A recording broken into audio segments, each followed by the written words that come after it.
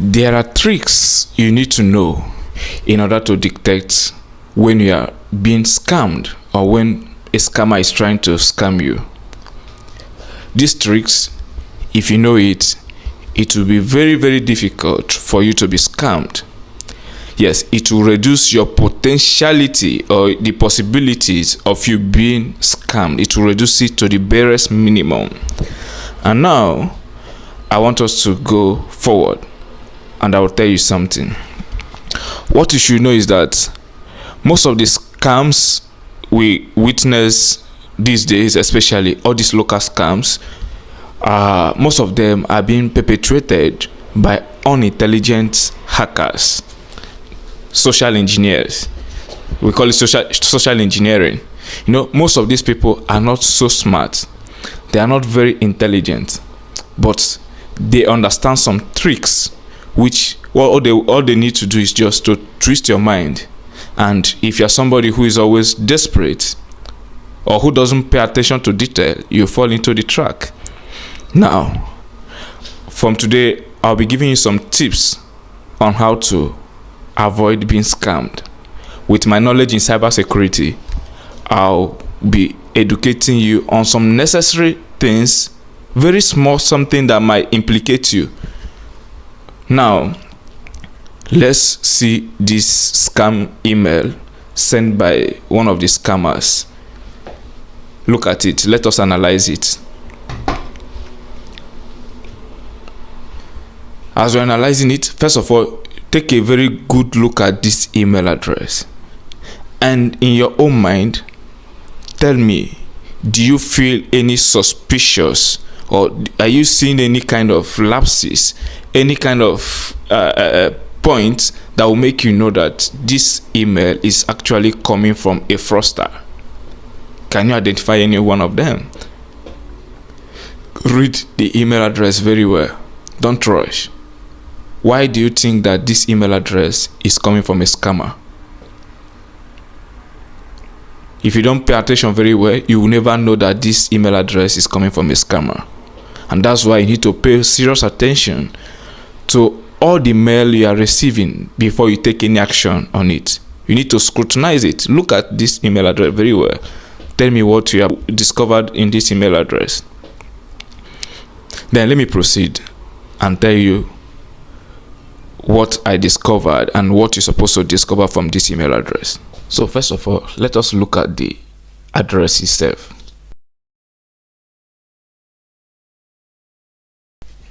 The sender email address is suspicious. The domain name, that's number one thing you need to point out here now.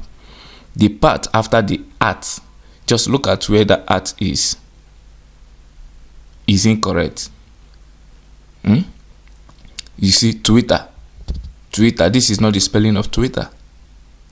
Can you see it there? When you pay very, very attention, you'll be able to know that this email address you are receiving is from scammers. Scammers often have some errors in most of their email, but when you rushed without first of all scrutinizing that email, you are going to fall victim. When you receive email, whether it looks like it is real or not, calm down and study that email. Look for errors. Are you getting it? If you look here, you see that from Twitter, verified at Twitter, the spelling of the Twitter is not correct. It should be verified. It should be verified at twitter.com, not verify at twitter.com. W is very wrong. W is not in Twitter. It's only one W that is in Twitter. You should know that this person is a scammer. Most of the times, all these scammers, most of the time they make mistake in when they are putting things in order. But a reputable organization they will try everything possible to avoid mistake when sending messages to their potential or to their customers. Are you getting it? So pay attention. Let us look for another errors here that will tell you that this is from a scammer. This number 2 here, which is the generic greetings. The sender uses a generic greetings, dear account holder, dear account holder. A legitimate company that you deal with will greet you by your name. You get? A legitimate company you are dealing with will greet you by your name, not dear account holder. Unless they want to just send a random message to all their customers. But when it is about something sensitive like this, they should be able to tell you, dear Mwikuku, or dear Ikedichuku, or dear this by your name.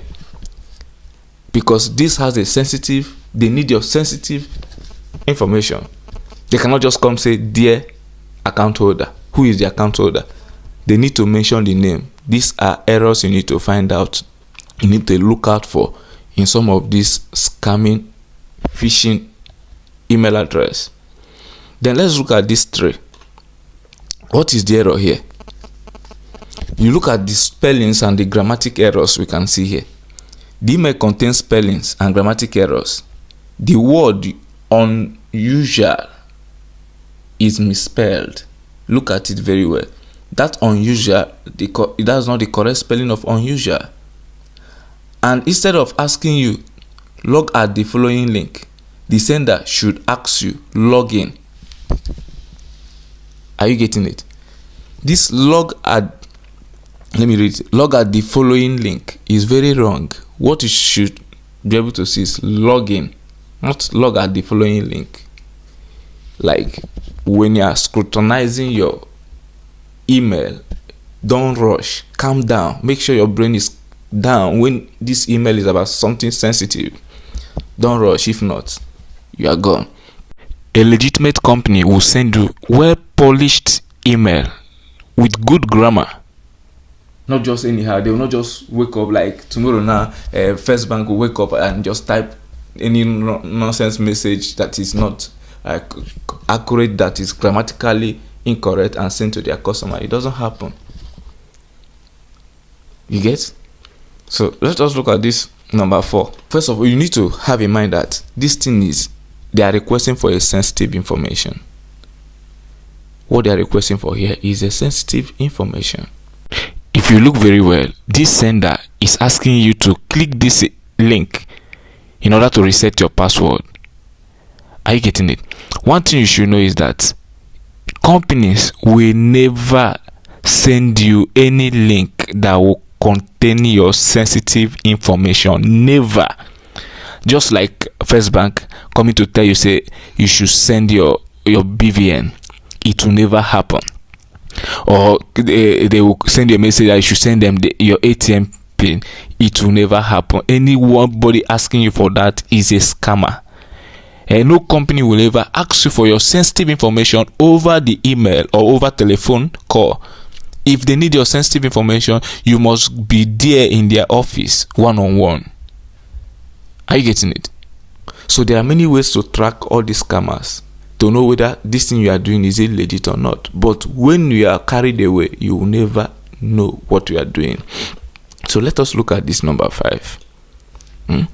These are suspicious link. By me looking at this link, if you are not careful, if you are not observant, you will never know that there's error in this link. Let us look at this link. The link might appear safe at first, but you notice some concern when hovering the cursor. As this link is now, once you bring your cursor around it, you see that this is not what you are seeing here, is not what the link is about. The main link is not this you are seeing here.